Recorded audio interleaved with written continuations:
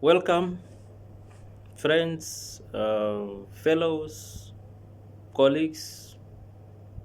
I sincerely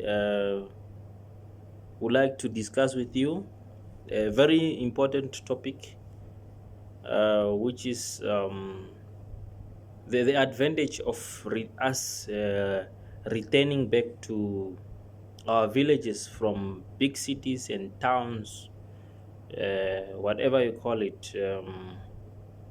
In your different countries. I think this video is based on the need for us to really think twice before we go to big cities and places to seek for better opportunities, be it work, be it education, be it all other services that attract us to go to those developed or places where we can access some of the facilities. From experience, I have seen many people migrating with what we call urbanization, going to urban areas. And sometimes when they go to those towns, you do not see improvement in the living standard. In fact, some they are going to find it difficult to survive in those places. And when I look to the root cause of this, most of the time is poverty.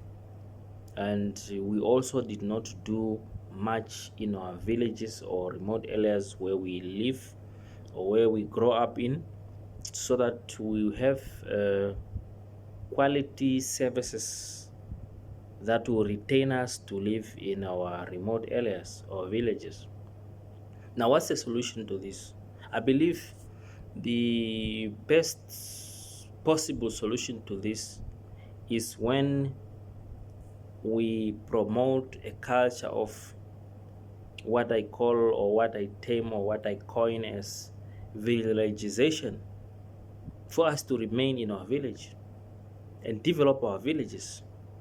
Once we develop our villages, once we create economic activities in our villages, we'll be able to attract those who went to crowd the urban areas but end up living in an undecent environment. They end up living in shacked in ghettos and so forth. That's why I believe that the best way is for us to invest into our villages. Let's develop our villages. Let's develop where we came from. Let's develop the remote and rural areas where we came from. Let's develop those places. Let's take the services there.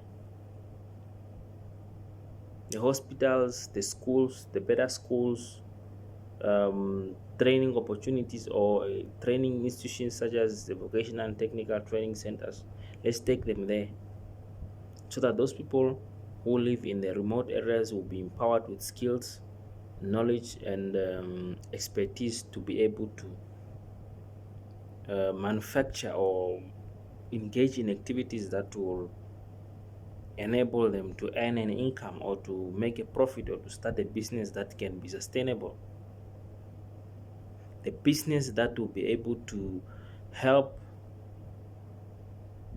the community members to uh, focus not only or to remove that mindset of, if you want a better life, it's only when you live in a bigger city or in a bigger town. But I think small towns should be, and villages and districts should be um, provided with necessary resources to come up with number one, agricultural activities, or to transform also agricultural activities into a commercialized business setup, in addition to make sure that we create a value chain there, and we set up informal and formal supermarkets where we can sell our produces, um, provide through the traditional or whatever authorities or the provincial or regional authorities access to land. Land is a main factor that also prevents people from uh, participating or fully engaging into either food production or processing.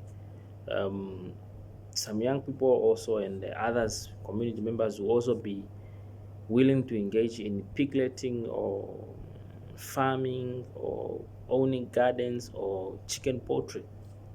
All those are viable ideas that can help people to return back to their communities. There is also an issue of harvesting of rainwater, whereby I believe if we can make if, if communities can be empowered with cooperatives that can make dams that can hold water, rainwater, and then make this rainwater to be utilized for farming or for making uh, for watering the gardens, small gardens. Of course, we start small from humble beginnings, and then eventually we grow. It will attract and retain our people from cities, or some they end up even engaging in criminal activities.